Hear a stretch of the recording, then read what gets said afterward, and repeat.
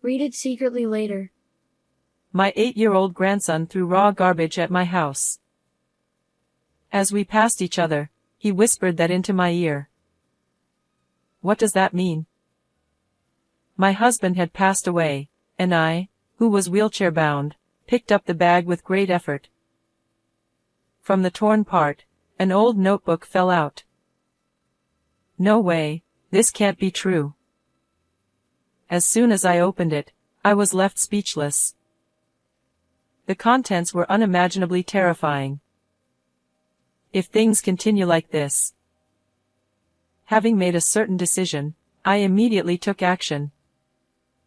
I married Barney, 3 years my senior, when I was 25, and we spent 40 years together. We never had any major quarrels and lived peacefully.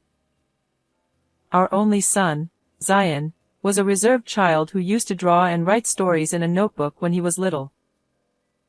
He married Margot, a researcher at a pharmaceutical company, when he was 28, and now he's the father of an 8-year-old boy, Skylar. Since his busy wife couldn't always take care of their child, Zion often looked after him, which I found admirable. One day, Zion came to me saying he had something to discuss. I'm thinking of quitting my job and becoming independent. Zion had joined a relatively large company as a new graduate, and we, his parents, felt relieved by this, so we were taken aback by his words. Isn't your current job fulfilling? That's right. Running a company is tough. We both opposed it, but we had our reasons. My husband, Barney, had also become independent when he was young, but he failed due to an economic downturn. Having experienced such hardships, Barney naturally didn't want Zion to take such risks. And having endured those hardships together, I didn't want my daughter-in-law or grandson to suffer either. We repeatedly tried to persuade Zion that it was better to continue working as a company employee until retirement, but Zion's resolve was firm. I want to take on the challenge. Seeing our son's eyes shine as he spoke, we couldn't say anything more and decided to support him. However, about 6 months later, Zion came to visit with a gloomy expression and apologetically asked for money. The company isn't taking off, and I'm having trouble with finances. Our worst fears had come true, and my husband and I looked at each other and sighed. I don't want Margot and Skylar to go hungry. Please, Mom and Dad. Hearing that, we had no words to respond. Though we knew it might be spoiling him, we lent him the money with the promise that it would be a one-time thing. After that, he didn't ask for anything more, so we thought his company had finally stabilized and felt relieved. A while after that incident, we planned a trip together. We had promised each other long ago to travel to various places after retirement, and we finally decided to make it happen. It's like a dream to be able to travel leisurely like this. I've been too busy with work to take a long break until now. We plan to visit several tourist spots over a few weeks, with Barney driving. It's nice to have something to look forward to even as an adult. The night before the trip, we were too excited to sleep, like children before a field trip. And on the day of the trip, Zion and his family came to see us off. Have a great time. Thank you. We'll bring you some souvenirs. Oh, I got some good coffee beans, so I brewed some for you. Enjoy it in the car. With a smile, I accepted the thermos he handed me and set off with my husband. After the car had been driving for a while, I started to feel drowsy, having not slept well the previous night. I felt bad for my husband, who was driving, and tried to stay awake, but I couldn't help but feel sleepy. I'm fine with the coffee. I'll wake you up when we arrive, so rest until then. Okay. Thank you. I'll sleep for a bit then. Trusting Barney's words, I drifted into sleep. I'm not sure how much time had passed. What? I was jolted awake by a loud bang and then lost consciousness. When I opened my eyes again, I saw a white ceiling above me. And when I turned my head, I saw my son and his family. Mom! Zion called out to me with a worried expression. Next to him, my daughter-in-law and grandson were in tears. It seemed our car had been in an accident, and we were taken to the hospital. Where's your dad? I looked around but couldn't see Barney, so I asked my son. But they didn't answer, and from their expressions, I felt an indescribable unease. Is he badly injured? When I asked fearfully, Margot covered her mouth with her hand, holding back tears, and Zion looked down. Hey! Where is he? Take me to him now. He's gone. What? I can't hear you. Dad has passed away. Zion's unexpected words struck me like a bolt from the blue. I felt as if the world had gone completely dark. According to Zion, the lack of brake marks suggested that Barney had likely fallen asleep at the wheel, causing the accident. If I hadn't fallen asleep and kept talking to him, this might not have happened. Overwhelmed by regret, I realized that Barney would never come back. I wanted to see Barney's face and tried to sit up, but my whole body was in pain, and I couldn't move as I wished. I couldn't even feel my right leg. Mom, you're badly injured too. Leave Dad's matters to us. The doctor in charge told me that due to the after-effects of the accident, it might be difficult for me to walk in the future. The sadness of losing my husband and the frustration of not being able to move as I wanted left me feeling utterly lost. After being hospitalized for a while, I managed to be discharged a month later.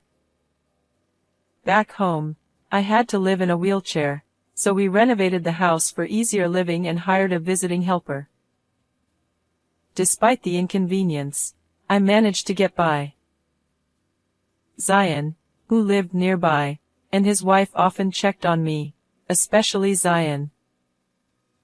Although I felt lonely without my husband, thanks to them, I was able to live calmly. One day, Zion brought Skylar over to visit. It had been a while since my grandson, who was always busy with lessons and friends, came to our house since Barney passed away. Skylar, thank you for coming. But even when I spoke to him, he wouldn't meet my eyes or greet me. Not only that, he seemed restless, looking around everywhere. What's wrong? When I merely asked that, Skylar glared at me as if I were an enemy. Shut up. It's none of your business, Grandma. What?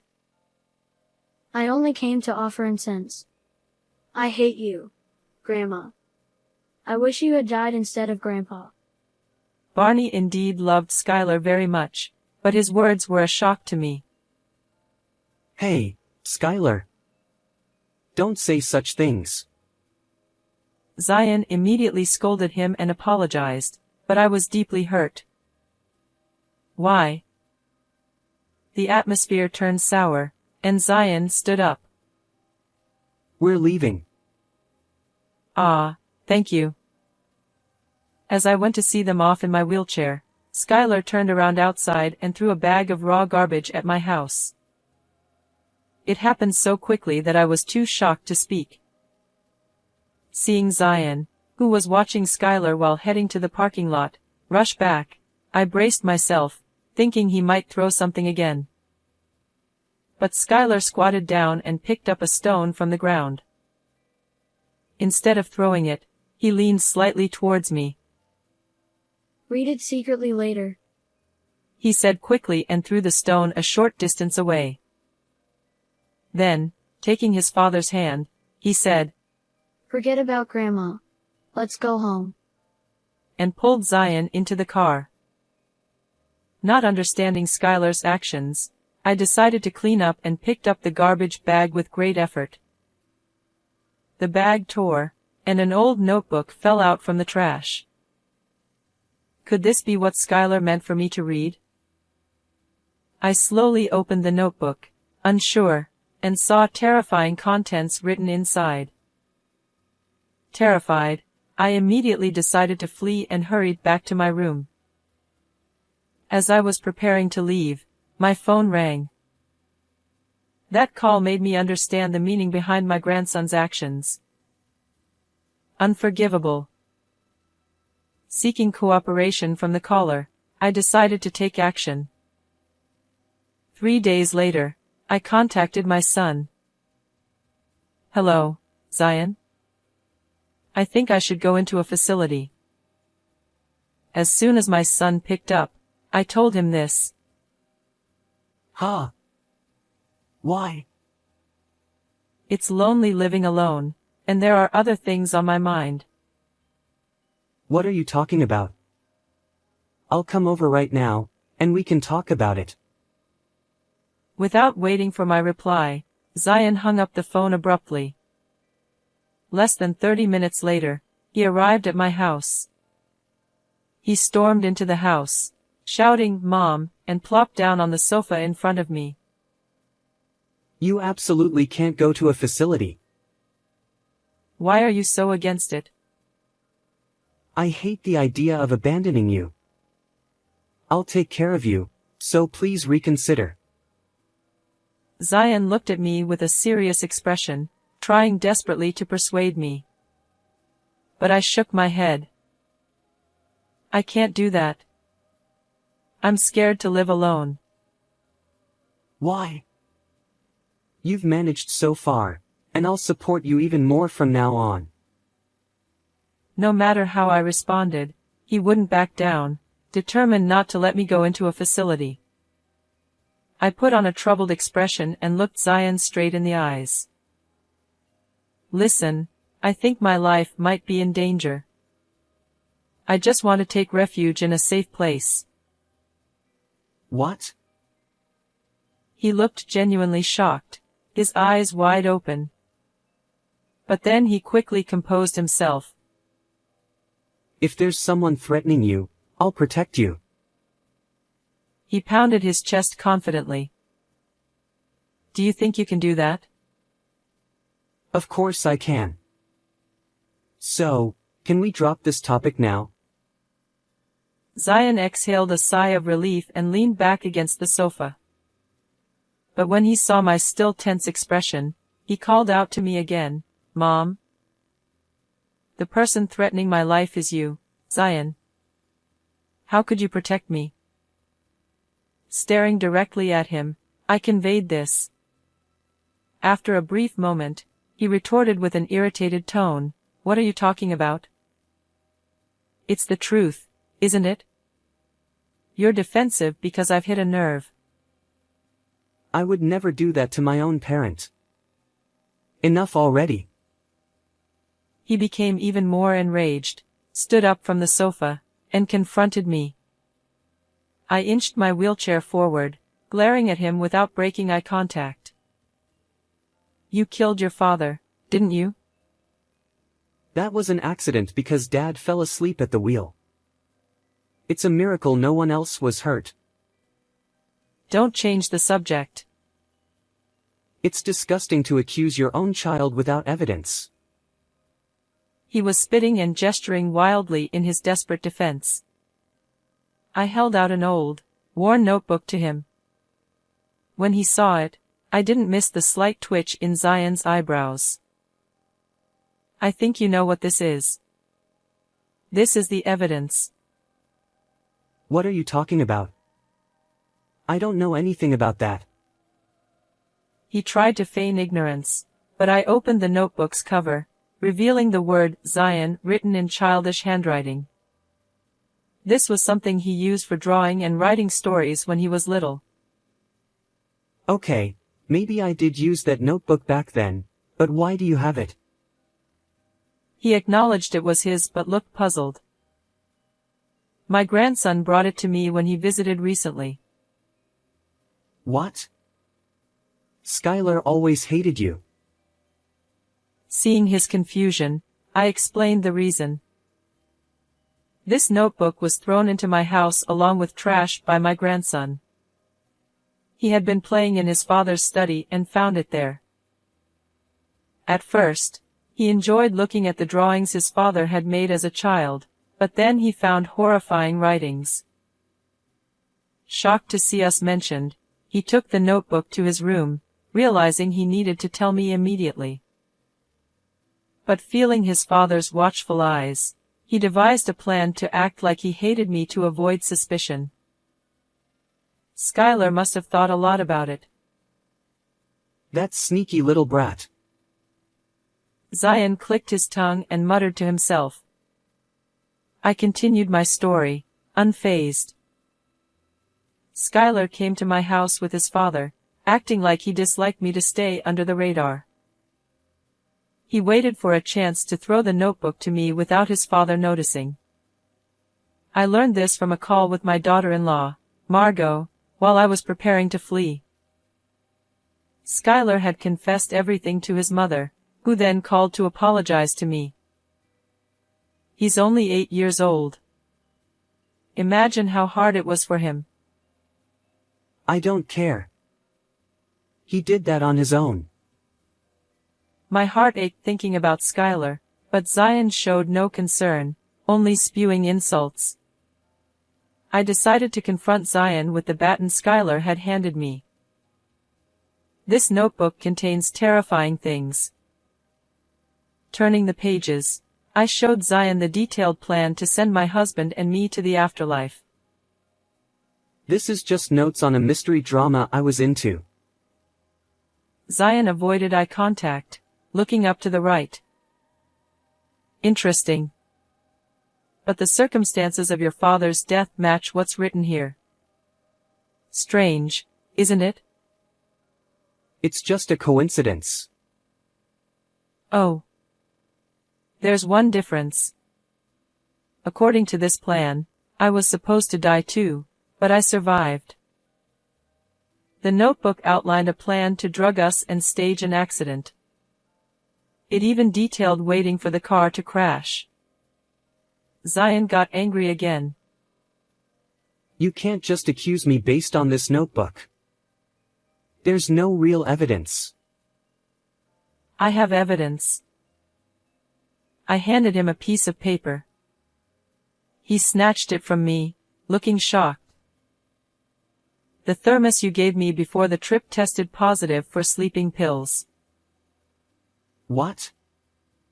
That wasn't found among Dad's belongings. It should have been destroyed in the crash. He looked stunned but then angrily questioned me. Actually, the thermos had been wedged in the back of the car seat, and the police had brought it to the hospital. I had avoided touching anything related to my memories with my husband, so I had kept the thermos as it was. When I saw my son's plan in the notebook, I remembered its existence.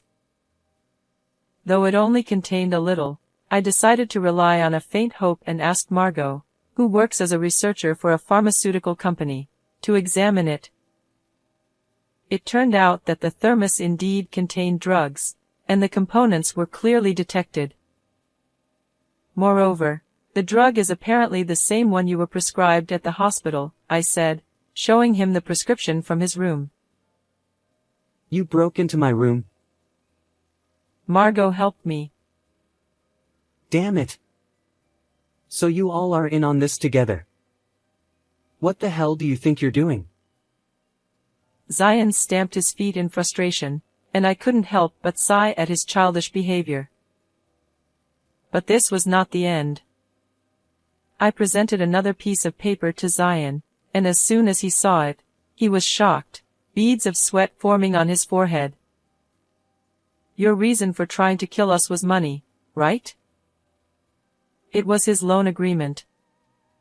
He had started a company but lacked both business acumen and sense.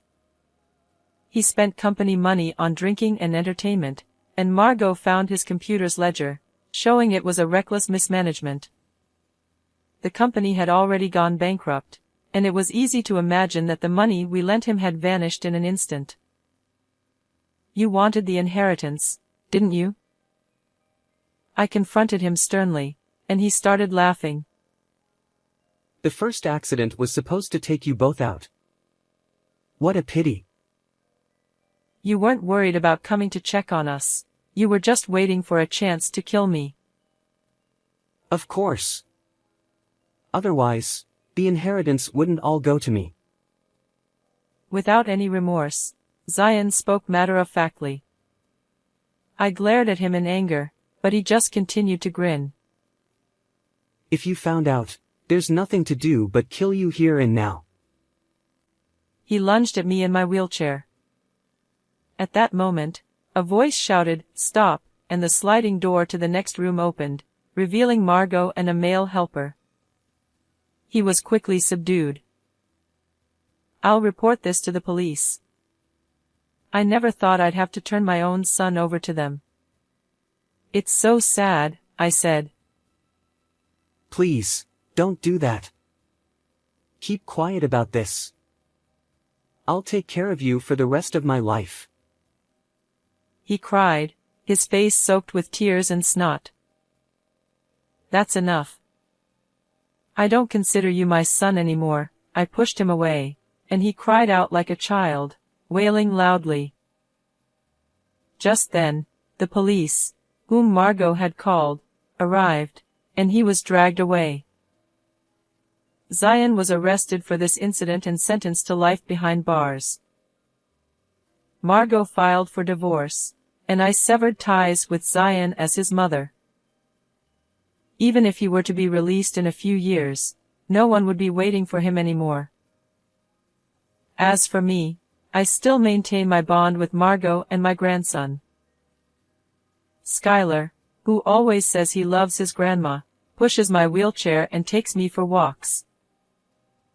I continue my daily rehabilitation, aiming to walk again on my own feet and travel to various places with my husband's photo. How did you find today's story? Please subscribe to the channel. See you in the next video.